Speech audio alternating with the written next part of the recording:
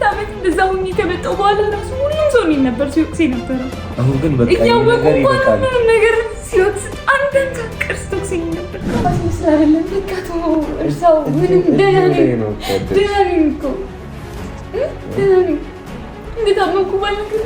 እስከዛሬ የሚያስጠረጥር በጣም ብዙ ነገር እሺ በቃ ደስ ግን ዋና ፖይንቴ ግን እሱ አይደለም መሪያም። እሺ ምንድነው? እሱ አይደለም ዋና ፖይንቴ ያንቺ ሕክምና መገኘት ላይ ነው።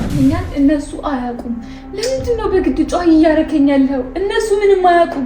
እነሱ ማወቅ አለባቸው። ማወቅ የለባቸውም። መሪያም እኔ ሰምቼ ዝም ልላችሁ ማወቅ የለባቸውም። እየሰማኸኝ ነው እንዴ? የምንችለውን ያህል መጣር አለብን። እኔ እኮ መታከም እችላለሁኝ ግን አሁን አይደለም። ከፈለክ ሄደህ ማረጋገጥ እንችላለን ግን አሁን አይደለም አሉ። አሁን ካልሆነ ችክ ስለዚህ ቤተሰብ አውቆ ዱዓ ሊደረግ ይገባል። በቃ ሰደቃ መሰደቅ ካለብን እንሰድቃለን። አንተ ማድረግ አትችልም። ብቻዬን አላደርግም። ሲጀምር የእናት ምርቃት ሌላ፣ የእናት ዱዓ ሌላ። በጣም ደህና አይደለሽም። መናገር ነበረብሽ እስከዛሬ ስንት ጊዜ እዛ እያለሽ ነው። አይ ቲንክ የምታውቂው ነው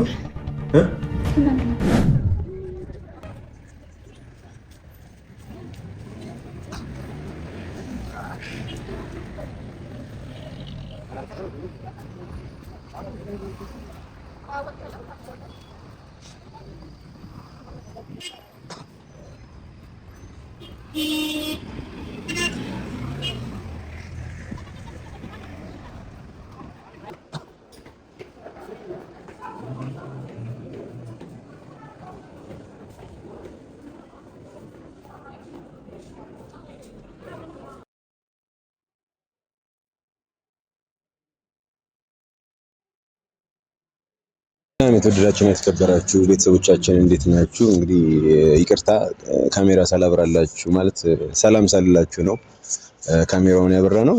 የተወሰነ ምናምን ነገር መቀጠል ስለነበረብን ነው። ኤኒዌይስ እናንተም ታውቃላችሁ ከዛ የቀጠለ ስለሆነ ቪዲዮ ከትናንትና የቀጠለ ነው። ያው ሐኪም ቤት ይዣት መሄድ ነበረብኝ። ሐኪም ቤት ይዣት ሄጃለሁ። እዛ ሆስፒታሉ ስር ደግሞ ቪዲዮ መቅረጽ እንደማንችል ምናምን ነገር ነግረው ነው ያቋረጥ ነው። ብቻ ግን ምርመራ ተደርጎላታል። ምርመራውን ደግሞ ከሰዓት ነው መውሰድ የምችለው። ድጋሚ ካሜራ አበራና የሁኔታው ምናምን ነገር ላስረዳችሁ ሞክራለሁ። የተፈጠረውን ነገር በጋራ የምናይ ይሆናል። ብቻ ግን አሁን እሷ እዚህ ስለነበረች የሆነ የሚቀመስ ነገር ካለ ምናምን ቀማምሽ ምናምን ብያት ነበረ። ምንም አልፈለገችም፣ ፍላጎት የላትም እና ሰውነቴ በጣም መፍራት እየጀመርኩኝ ምክንያቱም የውሸት የመሰለኝ አይደለም የእውነት በቃ ማለት የውሸት ቢሆን ሰው ትንሽ ይፈራል ምናምን ነገር አይደል እና ምንም ፍርሃት የለባትም ምናምን ነገር የምታደርገውን ነገር ምናምን ነገር በጣም በኮንፊደንስ ነው እያደረገች የነበረው ምናምን ነገር እና የሆነ ሀፋፍ ነገር ነበር መጀመሪያ ላይ እየተሰማኝ የነበረው ውሸቷንም ሊሆንም ላይሆንም ይችላል ነገር እያልኩኝ ነበር። አሁን ግን ሙሉ ለሙሉ የእውነቷን እንደሆነ ነው ፊል እያደረኩኝ ያለሁት። ብቻ ግን እስቲ ከሰዓት ተብሎ ምናምን ብዬ አውራታለሁ። እስቲ እናገኛትና ከዛ በኋላ ደግሞ ከሰዓት ደግሞ የሚፈጠረውን ደግሞ አሳውቃችኋለሁ ማለት ነው። እሷ ጋር ሄደን ነው አጥነ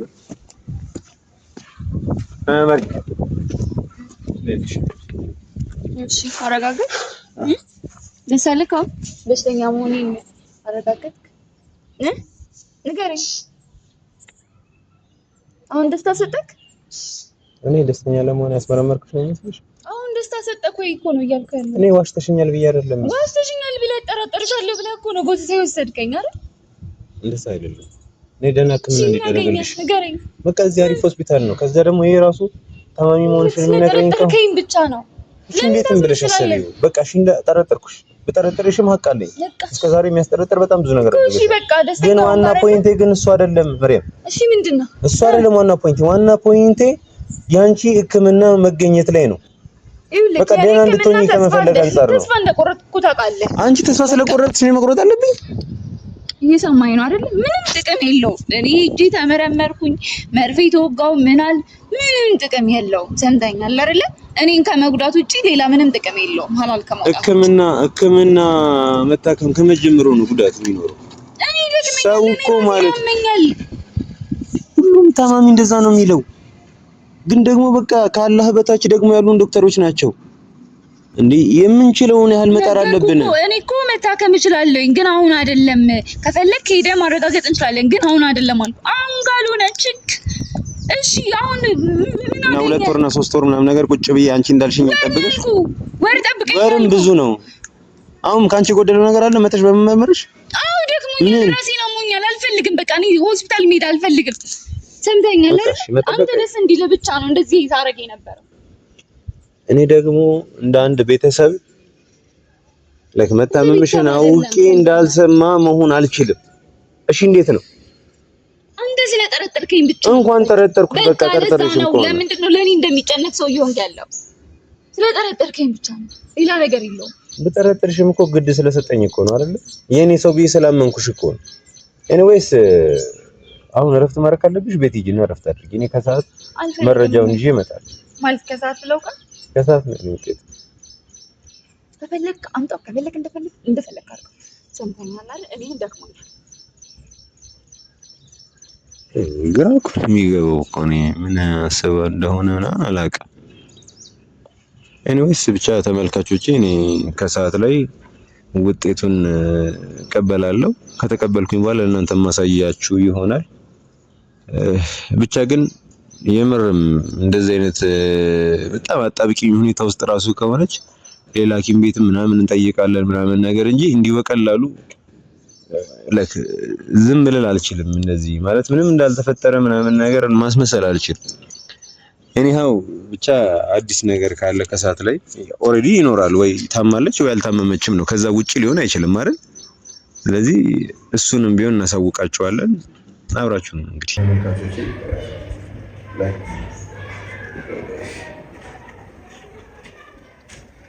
ውጤት ተቀብለናል እና የግድ እሷ ጋር መምጣት ስላለብኝ መጣሁት እንጂ በእንደዚህ አይነት ስሜት ውስጥ መምጣትም አልፈለኩም ነበር።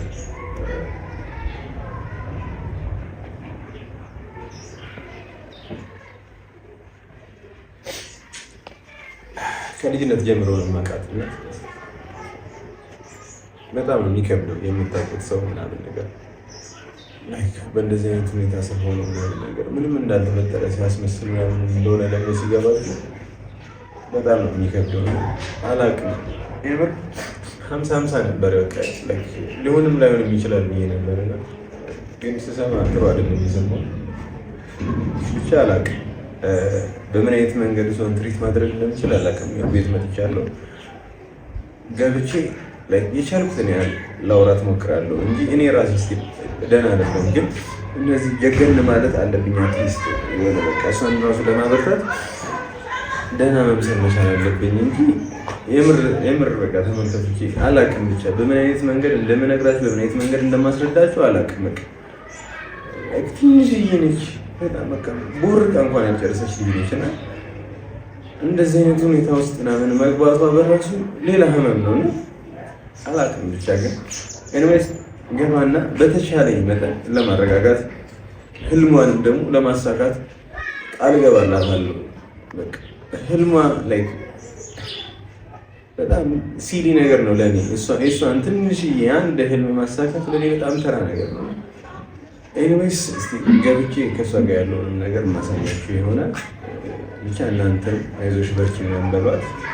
ነገ ለአሁኑ መናገር አለብኝ ግዴታ። እሱም የማወቅ መብት አለው። እናቷን በቃ ሁሉም ቤተሰብ ማወቅ አለባቸው። ከዛ በጀማ ተሰብስበን እንደዋ የሚደረግበት ነገር እናመቻቻለን። ያው እንግዲህ ዶክተሮችን ከፈጣሪ በታች ነው እንጂ ከፈጣሪ እኩል ልናያቸው አንችልም። ስለዚህ እንግዲህ እሱ ያመጣውን እሱ ነው መመለስ የሚችለው ነው። በዶክተሮቹ ተስፋ የማናገኝ ከሆነ ያለን አማራጭ ወደ እሱ መጠጋት ዱዓ ማድረግ ምናምን ነው። ስለዚህ እንደዛ እናደርጋለን። ብቻ የሚፈጠረውን ነገር ውስጥ ገብተን እንቀጥላለን። መርያም የት ነሽ?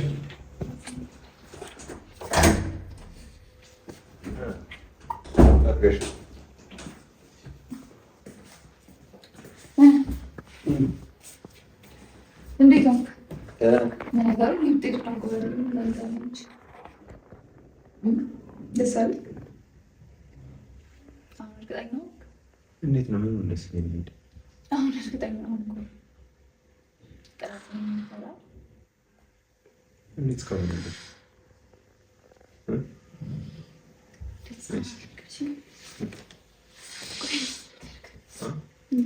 እሺ እኔ ምስተይ ለእናትሽ ለእናኑ እናት ነገር እንዴት ነው የምነግራቸው? እንደዚህ አይነት ነገር ብለሽ ያያል አልነገርኳቸውም፣ ግን ነግራቸዋለሁ። የማይሆን ነገር አታድርግ። እንደዚህ አይነት ነገር የለም። ሰምተኸኛል አይደል? እንደዚህ አይነት ብዙ ነገር የለም።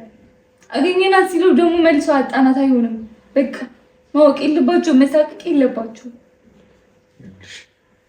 እንደምቢው እንደዚህ ነው። ዶክተሮች ከፈጣሪ በታች ለማገዝ የተፈጠሩ ሰዎች ናቸው። ገብተሻል? እነሱ ማድረግ የማይችሉትን ነገር ደግሞ ሀሊቅ ይችላል። በቃ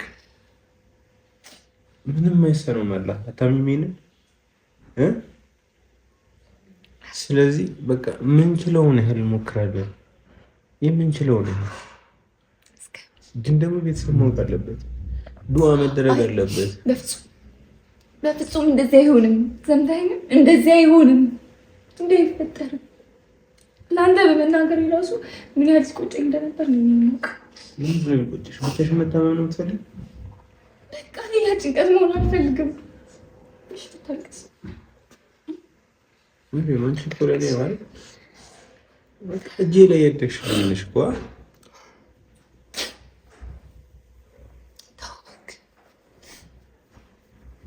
እባክህ አታልቅስ።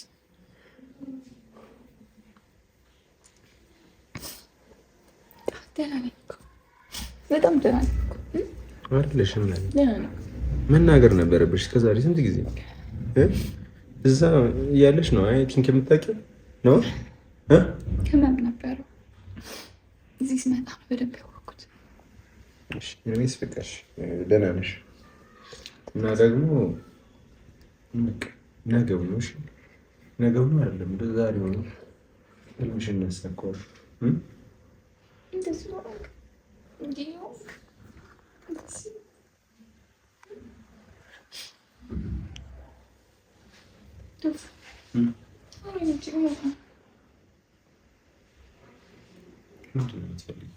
የምትፈልጊው ነው ላደርግልሽ።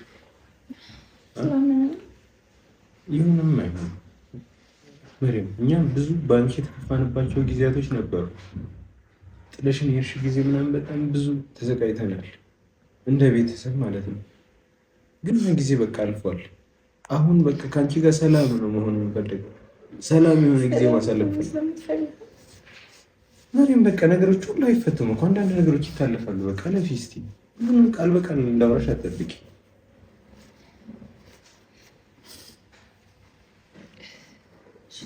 ሁሉም ነገር በካልኩሌሽን የምንመከው በቃ ቤተሰብነት አለ አይደል? በቃ እኔ አንቺን ስለምወድሽ ምንም ነገር ላደርግሽ ይችላል። ስትታመሚ ደግሞ የበለጠ እናት እንኳን ልጆቿን በጣም እንደምትወድ ግድ ነው፣ ግልጽ ነው። ግን ለታመመ ሰው ልታዳላ ትችላለች። ሰው ዝም ብለሽ እንትኑን አትፈላልጭ። አዎ በእርግጥ ልክ ነሽ። በቃ ስላመመሽ በጣም ስሜታዊ ሆኛለሁ። እጄ ላይ ነው ያደግሽው።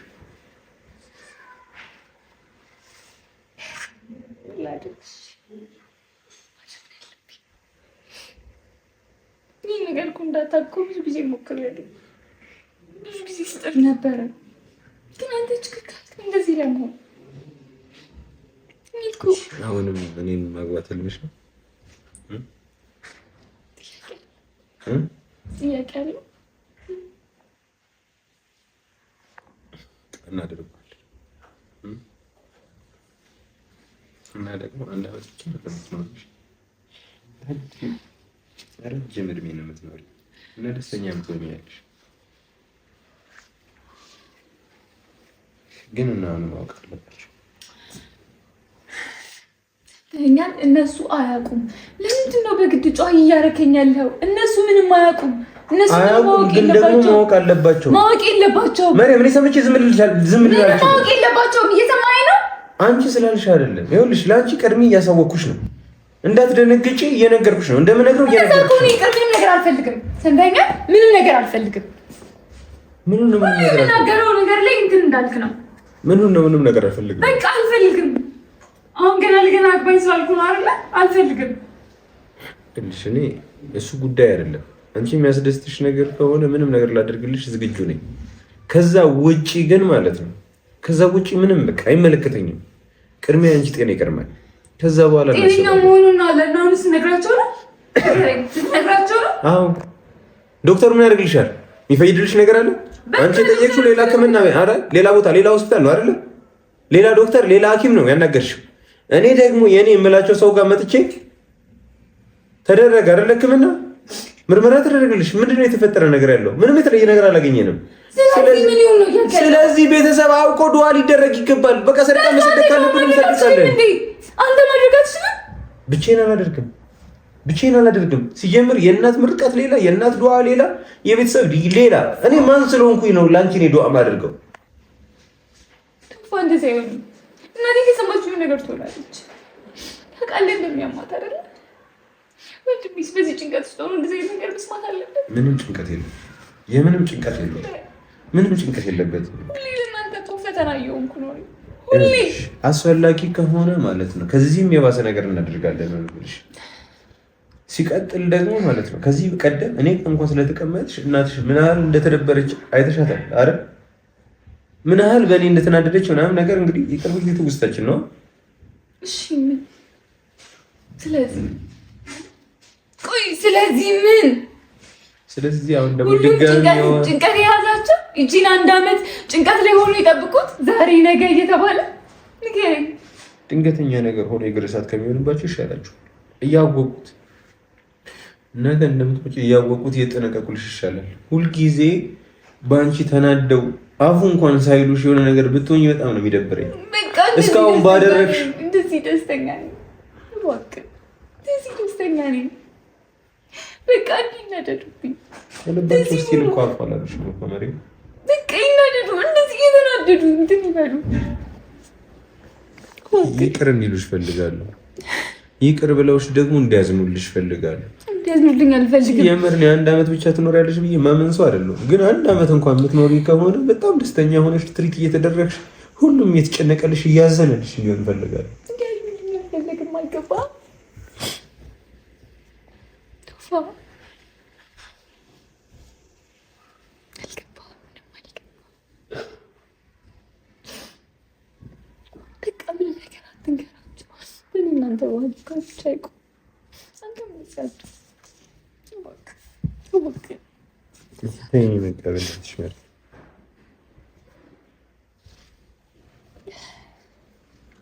ማስመሰል አልችልም። ማስመሰል አይደለም። በቃ ተው እርሳው። ምንም ደህና ነኝ እኮ ደህና ነኝ። እንደታመምኩ ባልነግርህ ታውቃለህ። ማዘር የኔም ያንቺም ጉሊት ነበር የሚዘሩት። ትዝ የሚልሽ ከሆነ ትዝ እንኳን ያልሽ በጣም ልጅ ነበርሽ እና አንቺ ጥለውሽ ይወጣሉ እና በጣም ልጅ ነበርሽ የዛኔ ነው። ሊሆን ፓምፐርስ ምናምን ለመቀየርሽ እናኖር ነበር እና ከልጅነት ጀምሮ ነው የማውቅሽ። እንደ ማንኛውም ሰው ቀለል ያለ ስሜት ሊሰማኝ አይችልም። አሁን ደግሞ ቢሰማ በላይ በጣም ይሰማዋል፣ በጣም ይደብረዋል።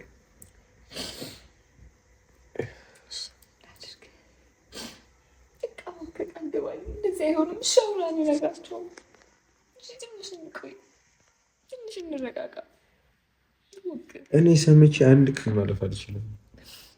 ሳይሆን እንደገደልከኝ ቁጠረው። እዛ ከሆኑ ተነስቼ እጠፋላችኋለሁ። እሱን አይደለም የምትፈልጉት? ብድግ ብዬ እጠፋላችኋለሁ። አይመለከተኝም። ቆይ ለምንድን ነው እንዲህ እኔ ከማጣት ነው? አንተ እነሱ ከመስማታቸው ነው ችግር። ምንድን ነው አንቺ ከአንቺ የሚጎለው ነገር ምንድን ነው? አይሆንም። የሆነ ነገር ይሆናሉ። ለምን ይሆናሉ? አንቺ እየሞትሽ አይደለ እንዴ ያለሽው? ሲወቅሱኝ ነበረ። አንቺ እየሞትሽ ነው። እኔ አንቺን ለማጽናናት ምናምን ነገር ራሴን እኔ ከዚህ በላይ ማፈን አልችልም። በቃ ልትሞቺ ነው። 1 አመት ነው የቀረሽ። 1 አመት ይኸውልሽ፣ ይሄ ነገር እኔ ለአንቺ ማውራት አልፈልግም።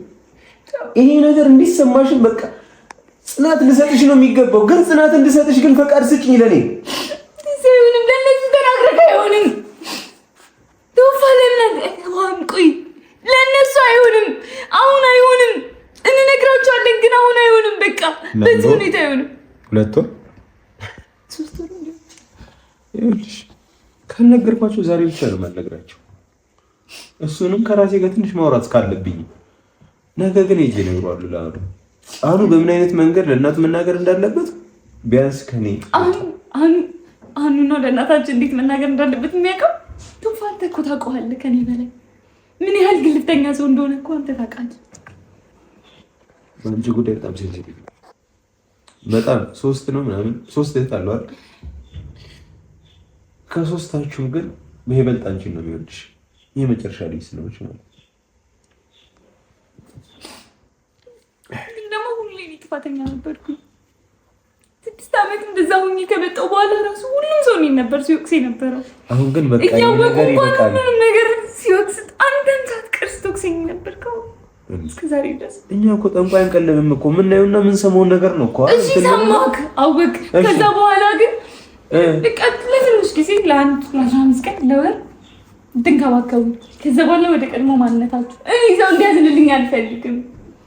ካራክተርሽ እኮ ነው ማለት እኔ እንዲህ ነኝ ታውቃለህ እኮ ከልጅነቴም እኮ ታውቃለህ። አሳደግኩ ሳረግ ታውቀኛለህ እኮ እኔንም ታውቂኛለሽ። ያንቺ ብቻ ባህሪ እኮ አይደለም እኮ እኛም የራሳችን ባህሪ አለን እኮ አይደል? ድንበር ሲታለፍብን የሆነ ነገር ስታጠፊ ምናምን ነገር እንደ ወንድም እንደ ታላቅ መምከር አለብን፣ መቆጣት አለብን አይደል? ወንድም አይደለም የምትቆጣኝ ነበር። እሺ አሁን ልንወቃቀስ ነው ወሬ። አትንገራቸው እያልኩ ነው። በቃ አትንገራቸው። ለምን ትንሽ ጊዜ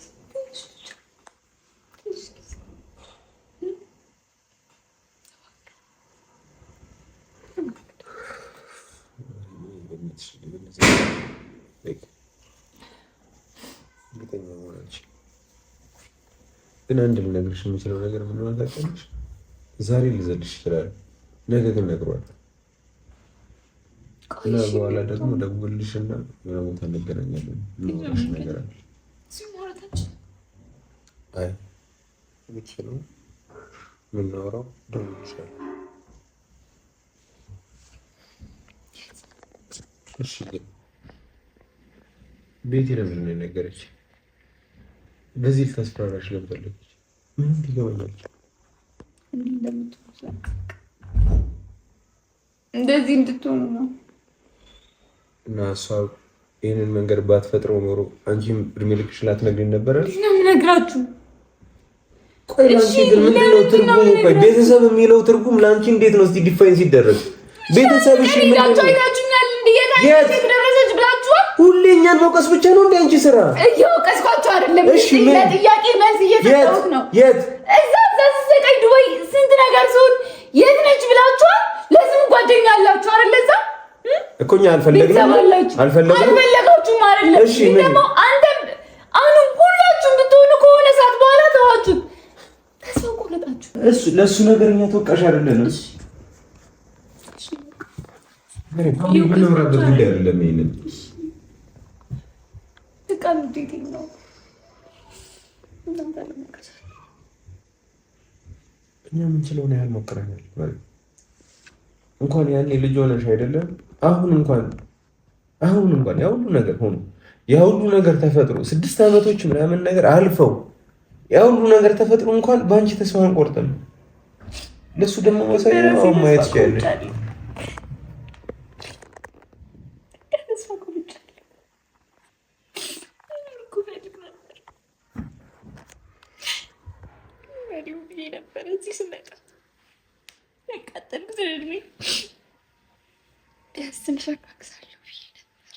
ደስተኛ ሆናለሁ ብዬ ነበር። ትሆኛለሽ። ሁሉም ነገር ይስተካከላል። በቃ አሁን ሁሉም ታውቃለች። የእኛ ቤተሰቦች ይሰበሰባሉ፣ ዱዓ ይደረጋል። በቃ ሁሉም ነገር በዱዓ ነው የሚሆን ይሆናል። ግን አንቺ በርታ ማለት አለብሽ። ነገ ሞታለሁ እያልሽ መኖር ይገልሻል። ሞታለሁ የኔ ለቅሶ የያዘን ሰው እንዴት ነው ደስተኛ ሆኖ የሚኖረው? ለምንድን ነው ለእኔ እንደዚህ ሆኖ? ለምን? ሁሉም ነገር ያለው ባለው ሐኪም ተስፋ ትቁረጭ። ስሚ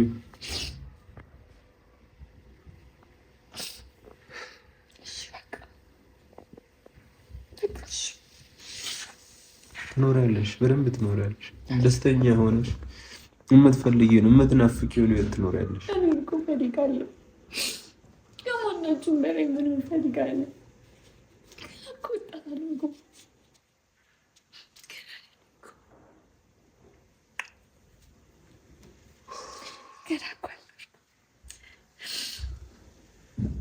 መቼ መጣኝ? መቼ ተዝናል? መቼ ስኩ? መቼ ገና ነኝ።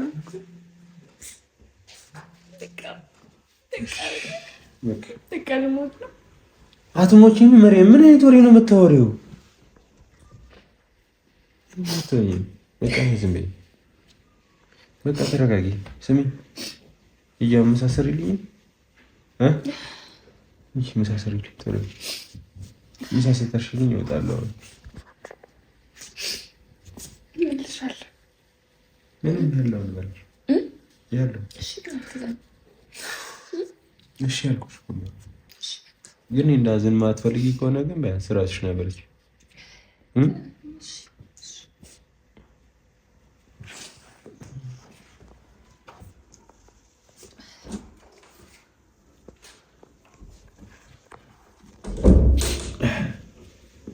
ቅርታ ቤተሰቦች አጽናናታለሁ ብዬ የራሴን መቆጣጠር አቃተኝ። እንደነገርኳቸው ነው ከልጅነት ጀምሮ ነው የማውቃት። እጃችን ላይ ነው ያደገችው እኔና ኑ ላይ እና ምንም ላይሰማኝ አይችልም። በቃ እንኳን እንደዚህ ዋጋ ከፍለን ምናምን ያሳደግናትን የተቀባበልን ያሳደግናትን ልጅ እንኳን ይቅርና ሌላ የሰፈር ሰው እንኳን ታመመ ሲባል በጣም ነው የምንሰፈሰፈው። ብቻ ተመልካች ወደ በኋላ አካባቢ ሰርፕራይዝ እናደርጋታለን።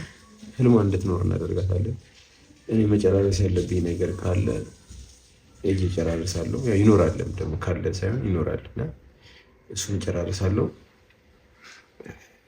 በቃ በኋላ ደስ የሚል ነገር አሳያቸዋለሁ። ህልሟን ነው የማደርግለት።